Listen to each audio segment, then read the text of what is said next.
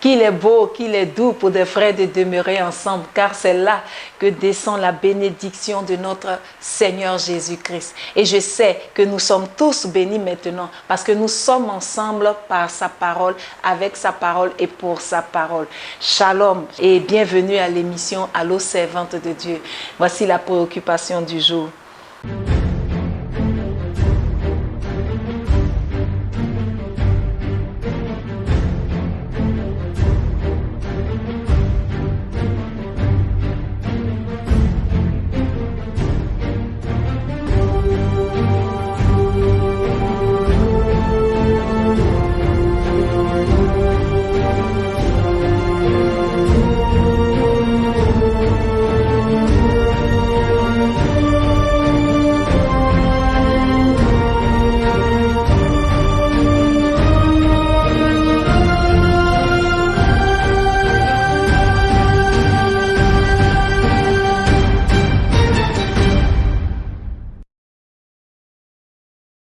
Bonsoir, servante de Dieu. Mon histoire est longue et compliquée.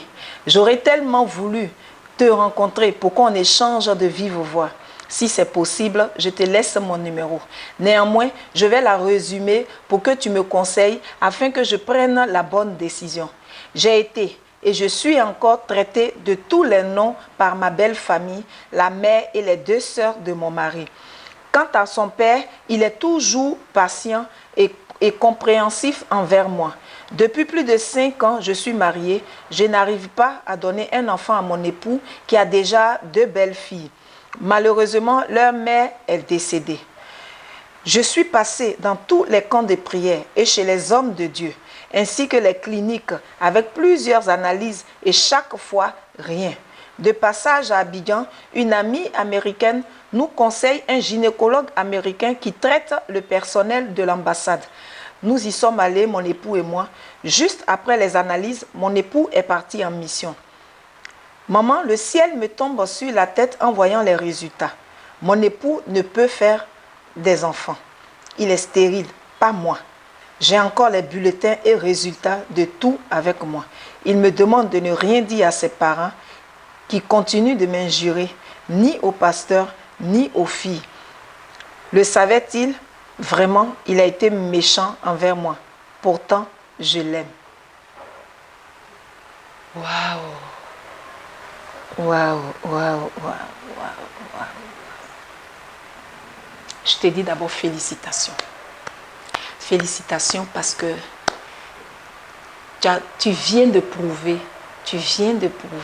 à ton Dieu que tu es une mère, que tu es une femme, que tu es digne d'être appelée femme.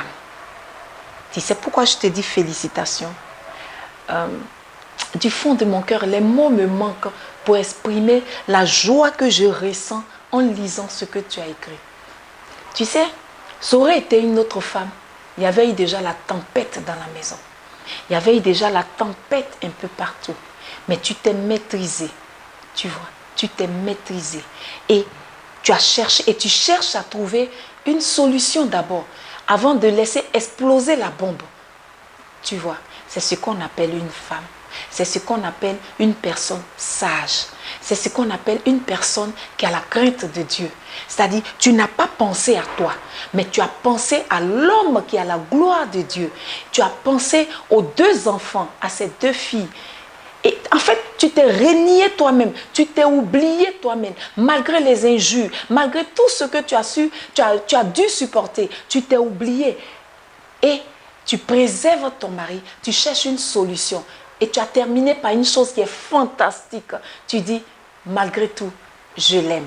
Tu viens de démontrer l'amour que le Seigneur Jésus a démontré pour nous en venant mourir à la croix. Nous qui avons tous les péchés du monde, mais on l'a injuré, on l'a humilié, on a même craché sur lui, mais il n'a pas dit un seul mot. Il est resté bouche bée, comme le dit la Bible. Et même étant à la croix, au sommet même de la douleur, il a eu la force et l'amour de dire à son Père, pardonne-leur, car ils ne savent pas ce qu'ils font. La phrase que tu as pris pour terminer, et pourtant je l'aime. Tu vas pardonner à ton mari. Beaucoup diront sur cette page de l'émission, je ne peux pas accepter. Non, ce n'est pas possible. Mais je te dis, hein, tu viens de démontrer quelque chose d'extraordinaire. À cause de cette chose seulement. À cause de la manifestation de l'amour. C'est-à-dire, tu es l'amour personnifié. À cause de ça, l'Éternel réglera ton problème pour que ton époux et toi, vous ayez un enfant. Tu comprends? Reste tel que tu es. Reste tel que tu es. Pardonne à ton mari. Ce qui est sûr, vous rentrez dans la chambre, tu fermes la porte et tu, entre parenthèses, excuse-moi, tu pètes les plombiers dans la chambre avec lui. Mais arrange-toi pour que vos deux filles soient chez une de vos tantes ou bien une de vos connaissances. Et à deux, à son retour, tu le fais asseoir et vous parlez sérieusement. Parce que là, il dit de ne pas dire aux parents, il prend à la légère. Vous parlez, pas que tu dis tu l'aimes. C'est quand tu n'aimes pas quelqu'un, quand il parle, tu parles et puis tu dis, je m'en vais. Mais là, tu le fais asseoir et puis tu lui parles. Et ensemble, vous allez trouver une solution. Parce que si tu voulais partir, tu ne m'aurais pas écrit. Tu vois, si tu voulais partir, tu n'allais pas m'écrire. Tu allais prendre, parce que tu as toutes les raisons pour partir. Tu as tout ce qu'il faut pour quitter ce foyer. Tout comme on le dit dans notre jargon. Mais tu es resté. Et tu m'as écrit. Et tu cherches à me rencontrer. Tu sais, si tu cherches à me rencontrer, et si tu as écrit sur la page d'Allô Servante de Dieu, ce n'est pas parce que tu veux partir, mais c'est parce que l'Éternel veut te donner une autre voie. C'est parce que Dieu veut te dire, et il te dit par ma bouche que c'est encore possible. Tu comprends? C'est encore possible. Imagine la douleur de cet homme. Imagine sa douleur. Quand il a appris que celle qu'il a chérie, je parle des deux enfants, il les a promenés, les a présentés au monde entier comme le fruit de ses entrailles, c'est-à-dire le fruit de ses reins. Et un beau matin, il apprend que leur maman s'est jouée de lui. Imagine sa dignité. Imagine, je t'assure, encore une fois, je te félicite. Félicitations, femme d'honneur, femme de valeur, femme au grand cœur.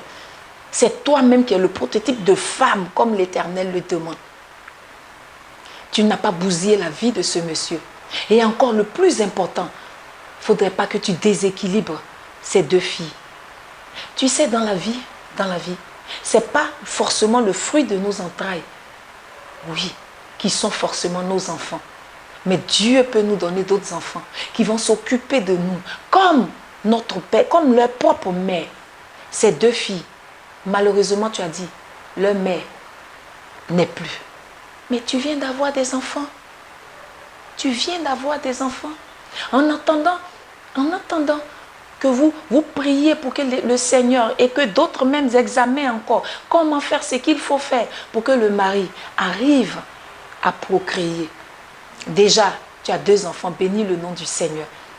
Elles ne savent pas certaines vérités. Elles savent qu'elles ont perdu leur mère. Imagine si elles apprennent un matin que celui qui est leur père n'est pas leur père. Tu aurais bouleversé leur vie. Alors que la Bible dit, malheur à celui par qui arrive un scandale. Tu vois, pendant que tu as raison, si tu ne sais pas faire les choses, tu vas perdre la raison et tu seras véritablement un sujet de réclamation de Satan devant notre Père. Ce que tu as fait, tu as démontré que tu es digne d'être une femme. Tu vois, si le monsieur t'avait laissé, avec des supplications, il t'avait laissé, je t'aurais dit, viens, moi-même je vais te donner mon fils. Parce que ce genre de femme, on n'en trouve pas. Mais ce monsieur, il ne te laissera pas. Parce que ce que Dieu t'a donné, c'est à toi. Alors, patiente encore. Patiente encore. L'Éternel veut te donner quelque chose de grand. Et pendant que je parle, le Seigneur me ramène dans l'histoire de Samuel, de Anne et de Pénina. Tu vois, Anne n'a pas eu d'enfant. Pendant combien d'années? Plusieurs années. Pendant que Pénina avait des enfants. Donc, ce qui veut dire plusieurs années. Mais la Bible dit, un seul qu'elle a eu, qu'elle a donné à l'Éternel, ça produit 6 autres. Ça produit 6 autres. L'amour que tu viens de démontrer On a l'habitude de vilipender des femmes. On a l'habitude de dire, oh femme, c'est comme ça elle est. Oh femme, c'est comme ça elle est. Dieu vient de démontrer au monde entier que toutes les femmes ne sont pas ce que pensent les hommes. Mais les véritables femmes sont celles qui ont le cœur d'or comme toi. Sont celles qui ont le cœur rempli. Tu viens de nous faire voir encore et de nous faire comprendre à nous les femmes que nous sommes capables de fermer nos bouches sur une situation qui nous déchire le cœur. Ne rentre pas dans le jeu de ses parents. Ils t'ont insulté, ils t'ont humilié. Est-ce que l'homme t'a laissé? Non. Alors c'est ta préoccupation qui est là. C'est celui-là même qui est ton époux. Laisse les parents. Injure là, ça va faire quoi? Ça t'emmène où? Ça va faire quoi? On va t'injurer, on va t'injurer. Le jour où tu tiendras un Samuel entre tes mains, tu verras que tous ceux qui t'ont insulté, toutes celles qui t'ont humilié, viendront à tes pieds. Parce que ce Samuel que tu auras, il sera plus que ce que tu attendais ou bien tu espérais. Parce que Dieu n'a pas maintenu, comment on appelle, Anne comme ça, en vain.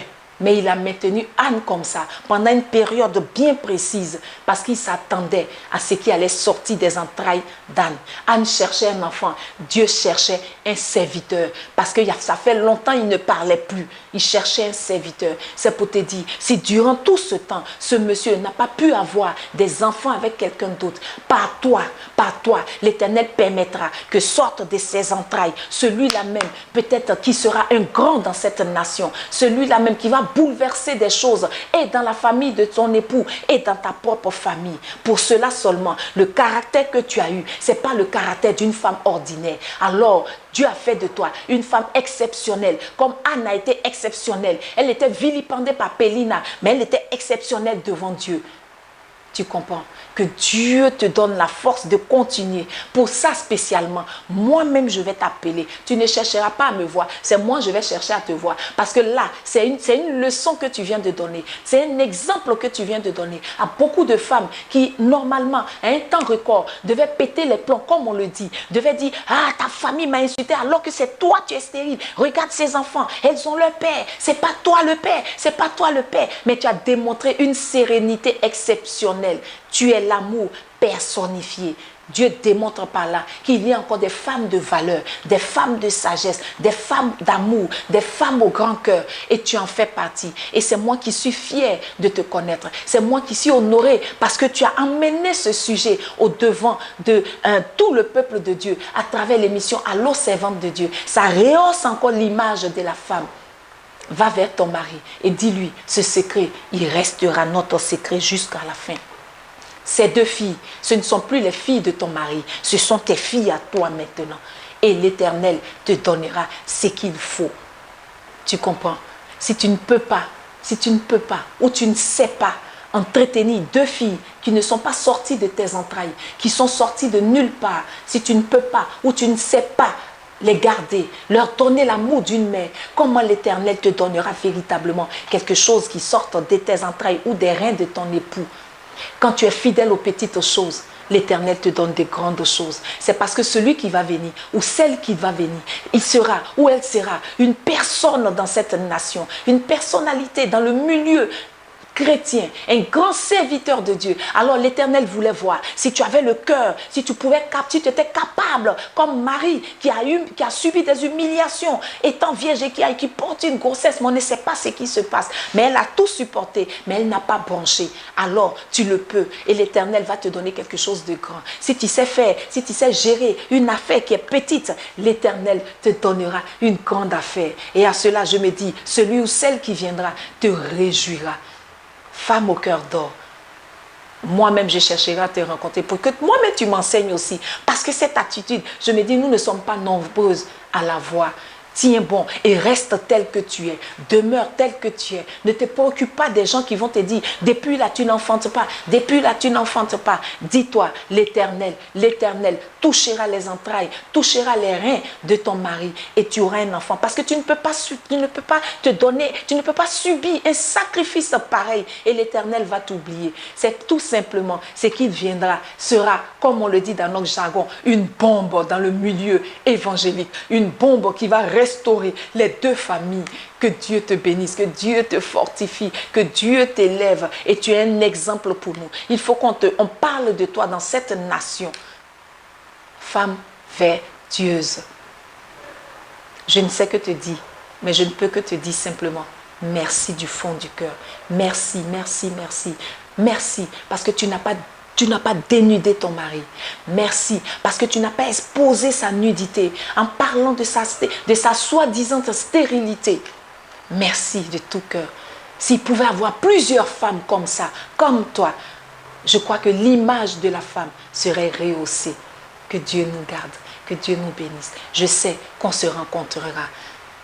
Merci et sois béni au nom de Jésus-Christ. Amen. Serviteur de Dieu, je suis dans la joie. Je ne sais pas s'il faut crier parce que je me dis encore, voici une femme de valeur.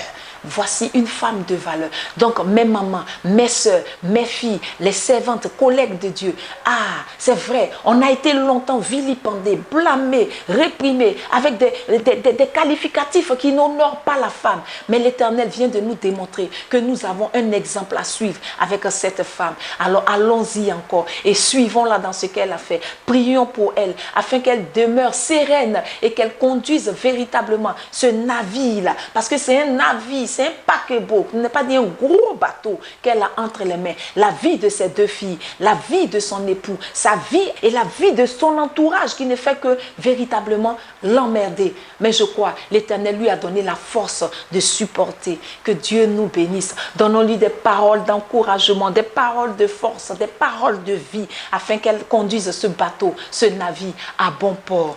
Au nom de Jésus-Christ, nous sommes tous bénis et à vendredi prochain. Amen.